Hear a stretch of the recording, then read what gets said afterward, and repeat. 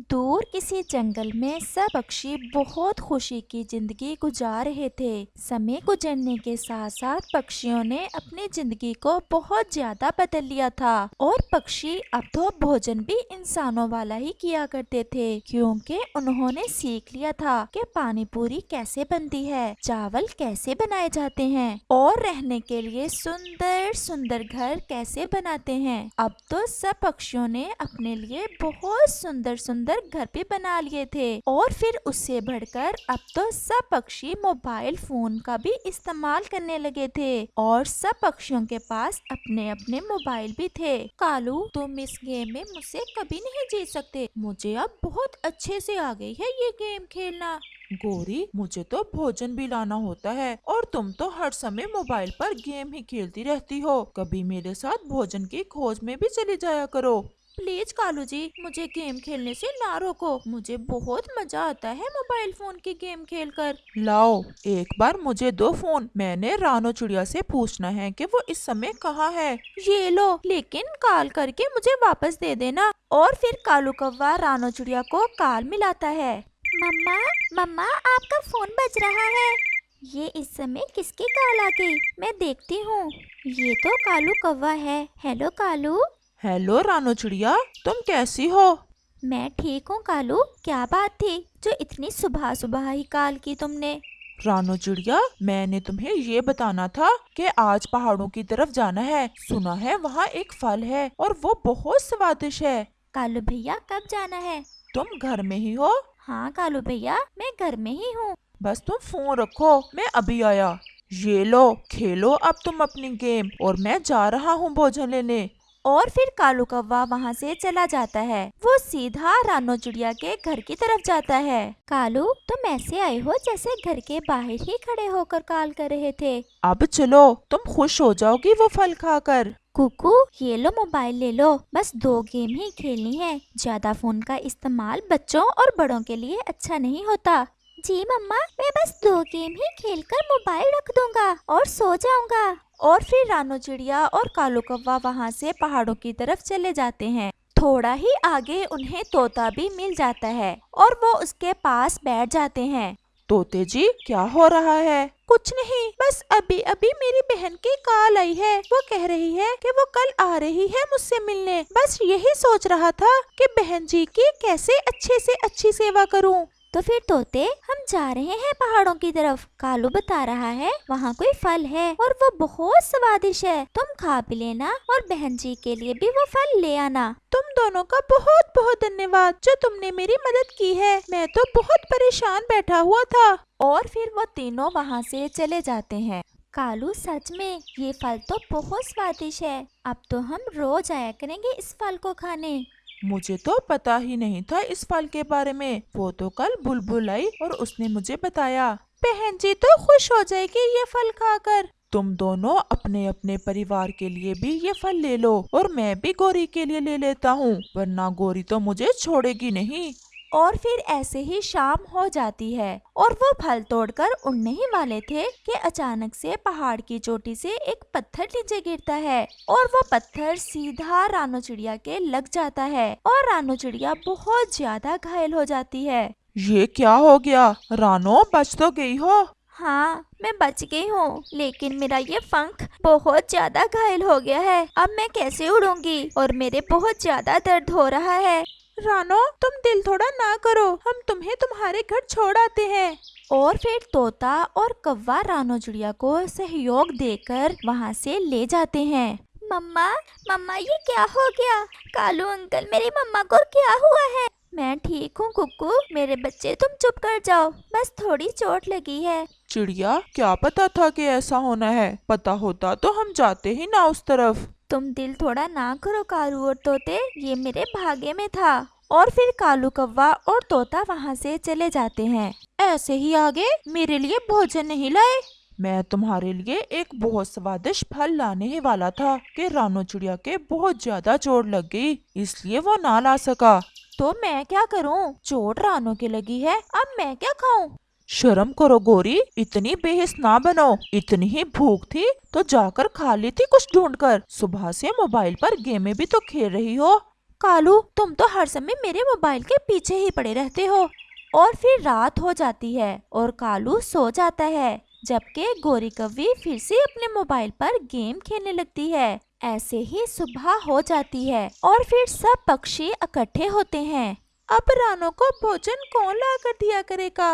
अगर उसे ऐसे अकेला छोड़ा तो वो मर जाएगी और उसका एक बेटा भी है।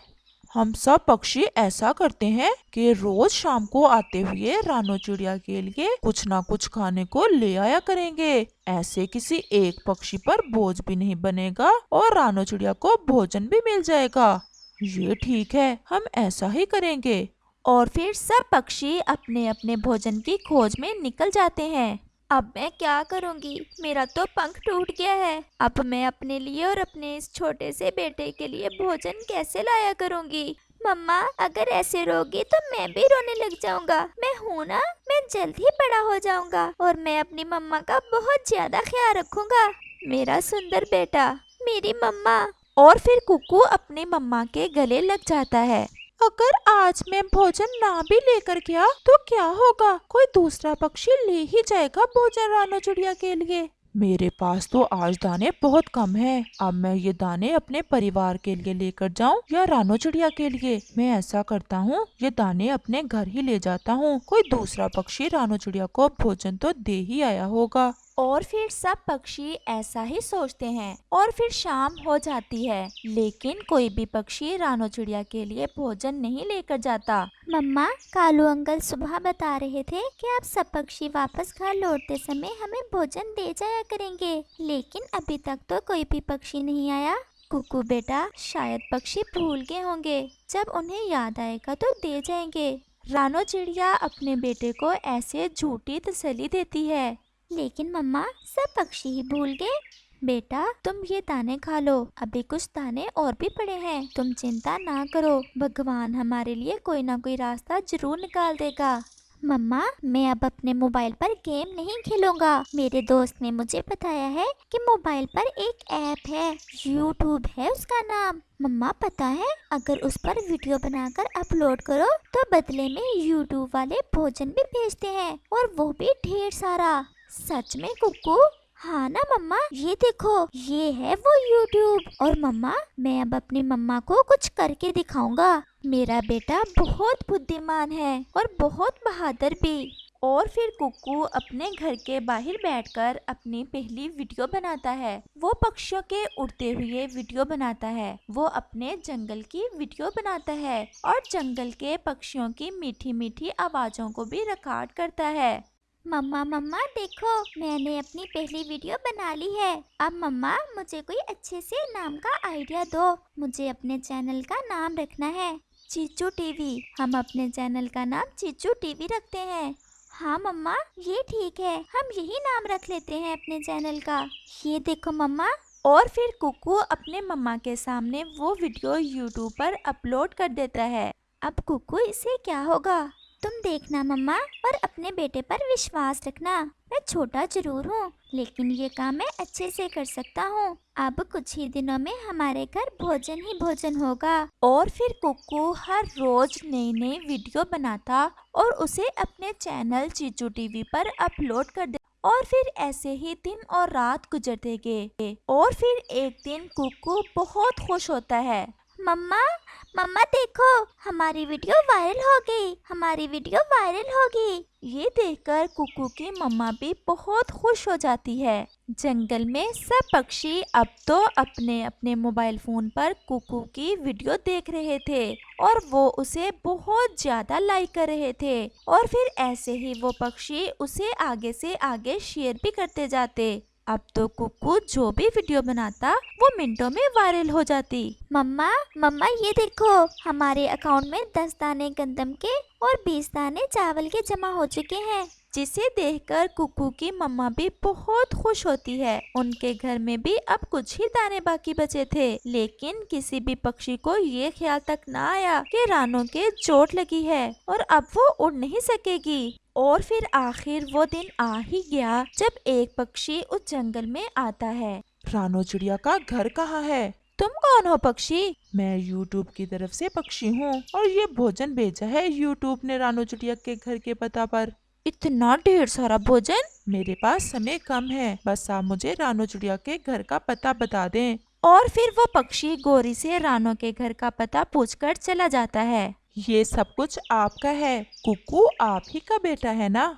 हाँ, कुकू मेरा ही बेटा है। ये कहते हुए रानो चिड़िया के आंखों में खुशी के आंसू थे और कुकू भी बहुत ज्यादा खुश था और वो पक्षी वहाँ से चला जाता है। कुकू मेरे बच्चे, तुमने मेहनत की और फिर किसी पर उम्मीद नहीं रखी और भगवान ने हमारी कैसे मदद की। हाँ मम्मा, आप कहती थी ना कि भगवान कोई रास्ता निकाल देगा, यही वो रास्ता है। सब पक्षी बहुत शर्मिंदा थे कि कैसे उन्होंने रानो चिड़िया को भुला दिया। और फिर एक दिन रानो चिड़िया कुकू से ऐसे कहती है, कुकू मेरे बच्चे जाओ और सब पक्षियों को बुला कर लाओ, मेरा बहुत ज्यादा मन करता है पक्षियों से मिलने को।